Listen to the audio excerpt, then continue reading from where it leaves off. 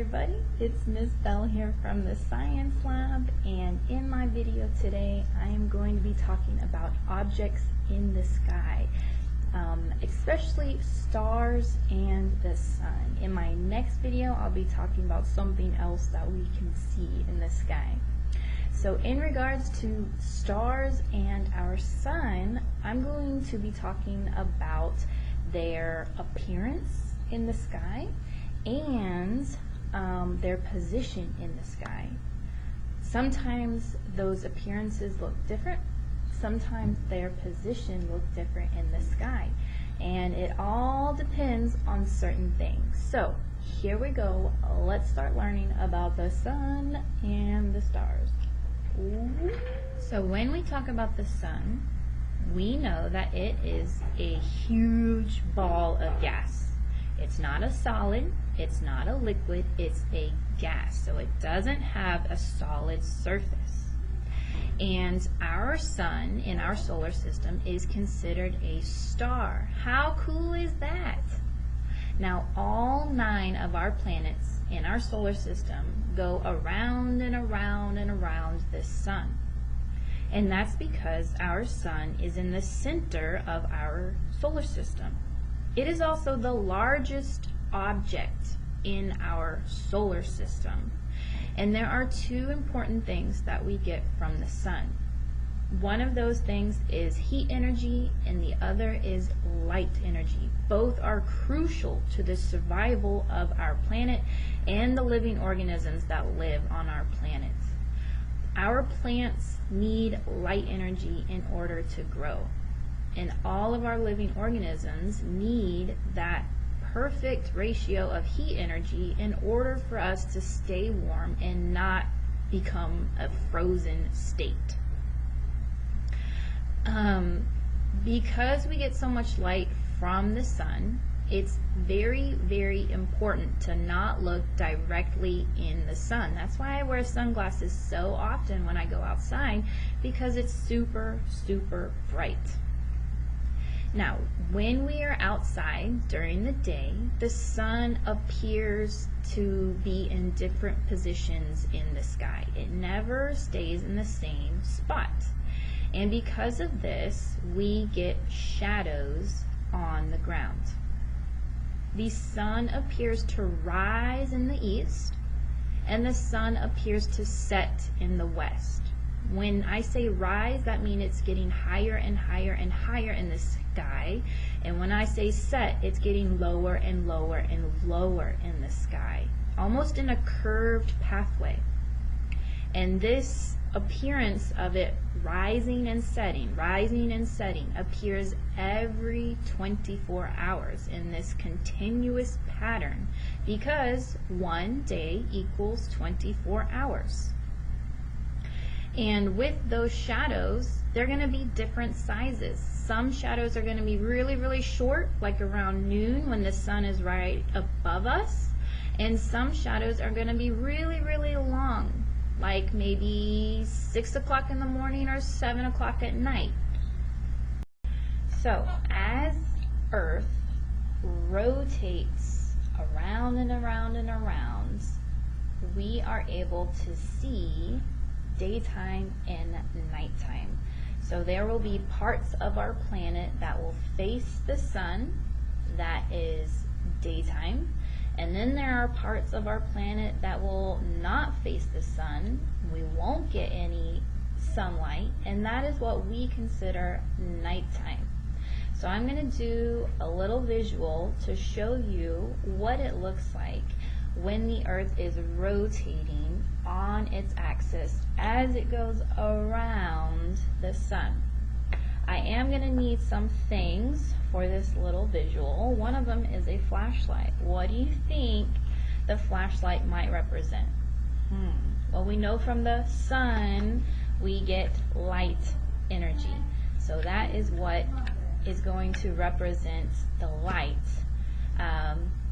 coming from the sun, is my flashlight. I'm also going to need something to represent my planet, our Earth, and that's going to be me, my body, or my face. I'm also going to have signs that represent those directions: north, east, south, west, NEWS, or never eat soggy waffles. So let me get set up. I'm gonna put my sun or my flashlight kind of by you guys, and yeah, it's gonna be shining on my face, and that's okay. Now remember that with this demonstration, my flashlight is not going to move. It's going to stay exactly right there, and only me and my body, or our planet Earth, is going to be rotating. So I'm going to hold up some of my directions, and I'm also going to have some taped to my face. Hopefully they don't fall off. So I'm going to have east by my right ear and west by my left ear, and I'm actually going to start facing away from the camera, so my face is not going to have any light shining on it. So that represents nighttime. Let me show you what that looks like. So my face is not shining toward the sun. This is nighttime where we are, Swift Elementary, Arlington, Texas. And as I rotate in my chair, part of my face is going to have that light shining on it. And that's going to happen in the east. This is the sunrise. This is where we start to see the sun getting higher and higher in the sky. And eventually I get all the sun in my face. This is 12 o'clock noon, when the sun is right above our heads. I'm going to keep turning, because that's what planet Earth does. It rotates on itself, and the sun is starting to appear less and less from my perspective, and that's happening in the west. This is the sunset. I'm going to keep turning, and my face is not toward the sun. So this is nighttime. There's no light shining on this part of my planet. But again, we're starting to get more and more sunlight, and that's happening in the east. So the sun is setting in the east. And then I get that full-on sun right above my head at 12 o'clock noon. And then the sun is starting to appear less and less in the west. So nighttime, daytime. Going into nighttime, the sun is rising in the east, and then the sun is starting to set in the west. And this happens every 24 hours, because 24 hours represents one day. How cool is that? Yay! So, have you ever noticed how the sun looks different when the sun is right above our heads, right around 12 o'clock noon, versus when it's starting to rise up early in the morning, or when it's starting to set, getting closer to late at night?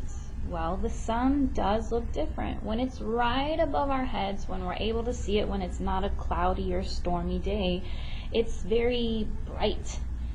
Almost could look maybe white or a light yellow, but when it's starting to rise up, or when it's starting to set, we might see different colors. We might see really pretty pinks and oranges, maybe even golden yellows or light purples. And that just kind of depends on where that sun is positioned in the sky.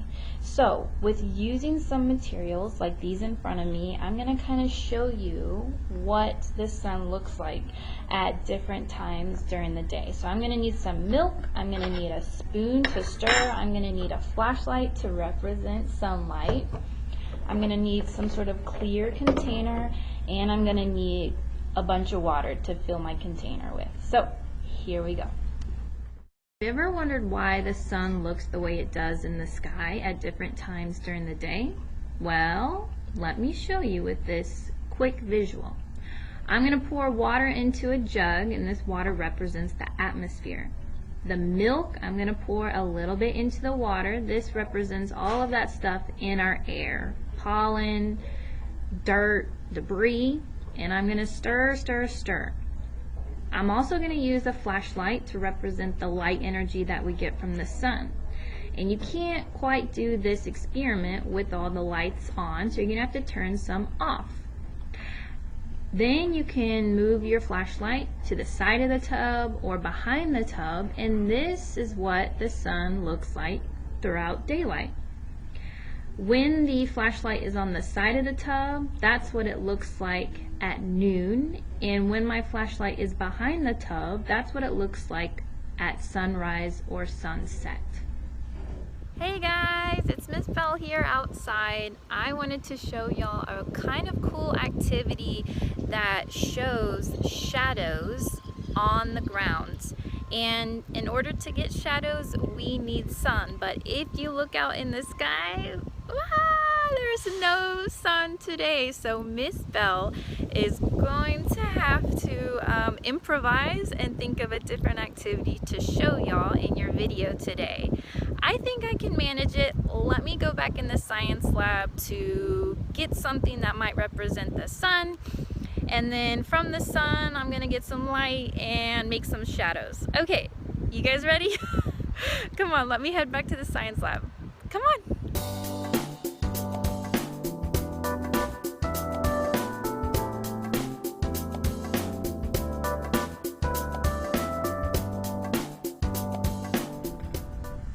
So what I'm gonna need is a flashlight to represent the light energy coming from my sun.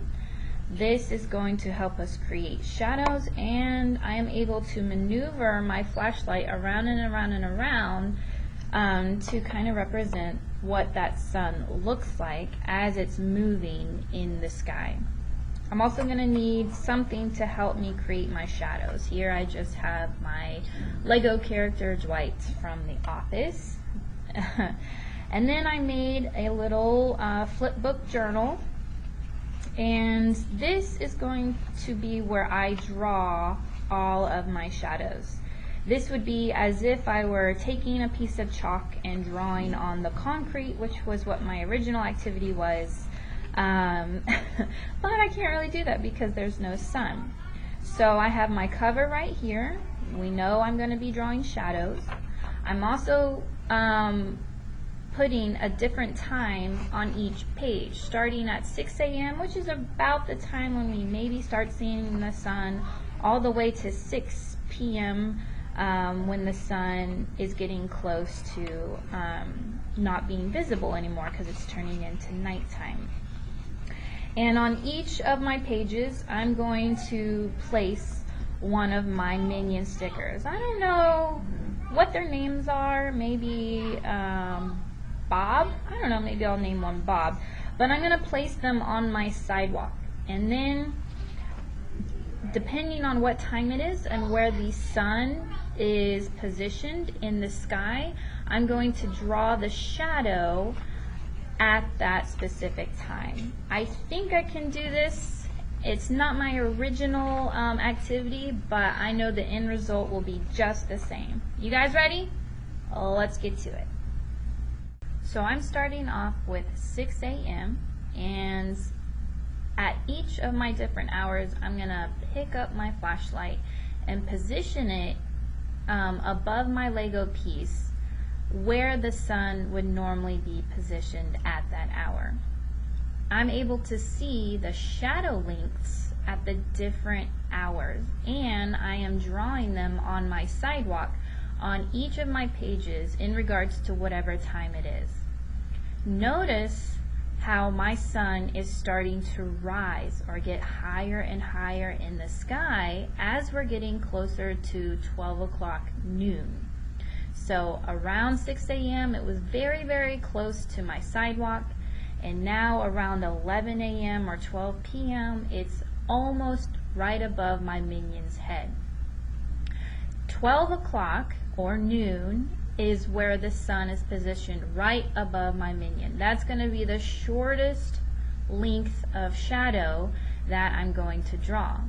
And my longest lengths of shadows is when the sun is coming straight, like rising up around maybe 6 a.m. or it's starting to set around maybe 6 p.m. or so. And as the hours go throughout the day, we are able to see the sun rise up, up, up until it's about noon, and then it will start setting and going down, down, down. And remember, this is happening, this change of location is happening because of Earth's rotation on its axis. Do you see how my shadow lengths are starting to change? At first they started really long, around 6 a.m., and then around 12 p.m. they got really short, and then around 6 p.m. they got really long again. And the lengths of shadows are going to be determined by where the sun is positioned in the sky. How cool is science?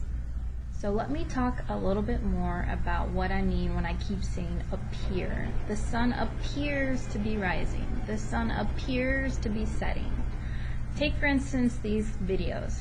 Miss Bell appears to be gliding through the science lab. Miss Bell appears to be flying. Miss Bell appears to be strolling across the science lab with ease.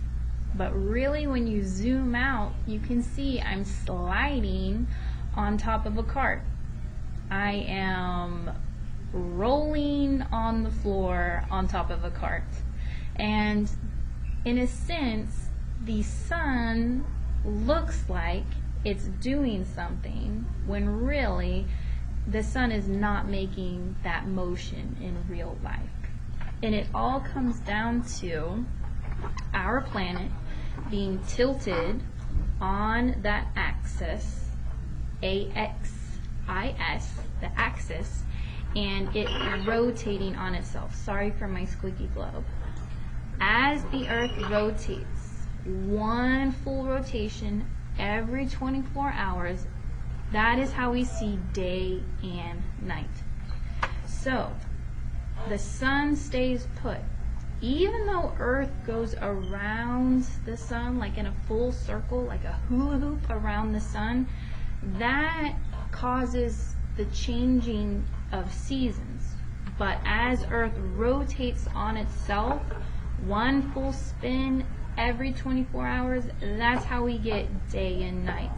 And that is why the sun looks like it's going up and coming down every day, going up and coming down. That is the reasoning why the sun appears to be doing something. The sun itself is not making this motion around our planet or around any of the other 7 planets in our solar system. Again, the sun is the center of the solar system. The planets go around the sun, and as our planet rotates on itself, that's how we see day and night. So cool. Kind of tricky, but so cool, right? Yay! So moving from the sun onto stars, those two things have some similarities. One of those similarities is that they both appear to move at different times during a 24-hour day. They appear to move in the sky. Now, we already know our sun is considered a star, but what are stars in general? Well, let me answer that question for you. We know that stars, there are many, many, many, many, many of them out there in space. So many that scientists don't even know how many there are, because it would be almost impossible to count. Think billions, if not trillions of stars out in outer space. But those stars are like a ball or a sphere shape of gas. They are burning, extremely, extremely hot. And we know stars can only be seen at night. Even though they are always there in space, they are only visible to us when it is completely dark outside and there's nothing covering the sky, like maybe clouds. We know that stars don't twinkle, even though that kid's song, Twinkle Twinkle Little Star, is so cute. It's actually kind of a fib. That little nursery rhyme is kind of a lie, because stars themselves don't twinkle. But when stars emit all of that light energy, and all of that light has to travel through space, it does some really cool things. It reflects and refracts and bends and moves through space. And when it finally comes into contact with us on Earth, it looks as though it's twinkling. We know, just like the sun, that the stars appear to move in the sky, and this is because Earth is rotating on itself. The stars don't move, the sun doesn't move, it just looks like it's moving in the sky. Talking about that light coming from stars, it takes a long time for that light energy to go from the star and make its way all the way to Earth for us to see it. So long that by the time the star makes the light and it travels all the way to us and hits Earth so we can see it, we wouldn't be alive anymore. It takes millions of years for that light to reach us. And just like we mentioned a couple weeks ago about living organisms having life cycles, well, stars themselves have life cycles. They are born, they grow up, and eventually those stars will die. And when the stars are growing up, they go through some changes. They will change in size and color and mass and density. Stars will go through different colors, such as brown, red, orange, yellow, white, and blue, and they will go through different sizes, kind of small to medium to like super gigantic. Our star in our solar system is kind of a medium yellow star, and the colors depend on the temperature. Blue is going to be really hot, and the red and the brown are going to be somewhat cooler in comparison to how hot the blue stars are. And when stars are in the sky, sometimes they can make particular shapes. We call those constellations. You might have already seen them or learned about them, but they're really cool to learn about as far as astrology goes. And fun fact, stars have been helping explorers throughout history for hundreds, if not thousands of years. People have used stars to navigate on ocean and on land so that they don't get lost and they can know where they're going. Who knew there were so many fun things to learn about stars? So I want to show you guys a silly demonstration of what it looks like when we see stars. Now remember, stars are always out there in space, whether we can see them or whether we cannot. And since stars are these big balls of gases that are burning continuously, they are emitting tons and tons of light energy. And we are able to see this type of light energy when it's completely dark. So what I'm doing right now is I'm taking flashlights and turning them on and placing them all around the science lab. Since my lights in the science lab are all on, we can't fully see these flashlights. And think about it. Can you see these flashlights fully when there's light all around it? Wouldn't you think it needs to be a dark environment in order for that light to really shine bright? So I play around with turning off different amounts of light, and voila, I finally find a good amount of light, which is none, shining in the science lab. Once I turn off all the lights, I'm able to really see my stars shining. And that is what it takes for us to see the stars shining at night. The skies have to be completely clear, no clouds or anything covering the sky, and it needs to be really, really dark. So for this activity, I'm gonna just show you a quick kind of arts and craftsy thing that you could do easily on your own.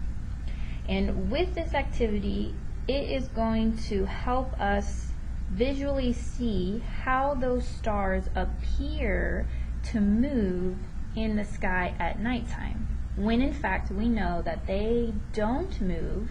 Instead, it's our planet Earth that rotates, that makes those stars look like they are moving in the sky.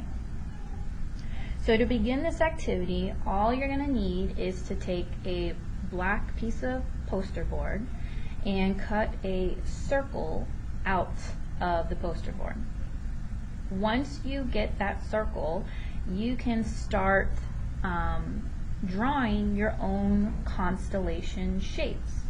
Now if you take a look online, you can see real constellation shapes. They might look kind of like jagged lines, they might look like animals, they might look like people or weapons. Or you can create your own, kind of like what I'm doing right now. I'm using a white colored pencil to draw these straight lines, and where two lines kind of come in contact with each other, I'm drawing a big dot, because that is where a star is going to definitely be placed in my sky. I'm also going to take some white paint and kind of speckle it around so that it looks like many stars out there in outer space. The last thing I'm going to do is take some paints with the opposite side of my paintbrush and just dab some big white stars on my poster board on my constellation points. I'm going to make sure not to drag my arm on my poster board because I don't want to smear any of my paint. And I'm also going to make sure to give my poster board some time to dry so that when I can show you guys this visual, I'm not working around wet paint. So let's see that finished product. Isn't that cool? Do you see how it's kind of rotating around and around and around? Well, let me explain it in just a moment. So I made it really dark here in the science lab because I want to show you guys kind of a cool visual of what I was saying earlier about stars not really twinkling. It's only when the light moves and grooves through space, through different gases and debris and dust and dirt and pollen and whatever, that it kind of reflects and refracts. So here I have a flashlight, and we're going to pretend this light is coming from my star. I'm going to try not to shine it straight in y'all's faces, but as you can see, my light looks normal. It's not twinkling at all, okay? I could put my hands kind of in front of it and it might look like it's twinkling, but it's really not. Now I want to add a piece of foil in front of it that has holes in it. I don't know if you can see those holes, but let me see if I can show you what it looks like with the light going through those holes. Starting to look closer like a star as far as like that circular shape, but it's not really moving unless I kind of move my hand back and forth. So it kind of looks like it's twinkling. Let's add another layer. So it's already trying to move through foil or a hole in foil. Let's see about a glass of water. Let me hold the cup this way, and you can see what that light does when it's moving through water. Okay? It looks completely different than when the light is kind of on its own. That light is refracting. That's a big word for second grade, I know. Now let's put the foil up against the cup of water and see if that makes a whole different visual. Give me a moment. I'm going to wrap my foil around my cup of water, and let's see what that does. Here we go.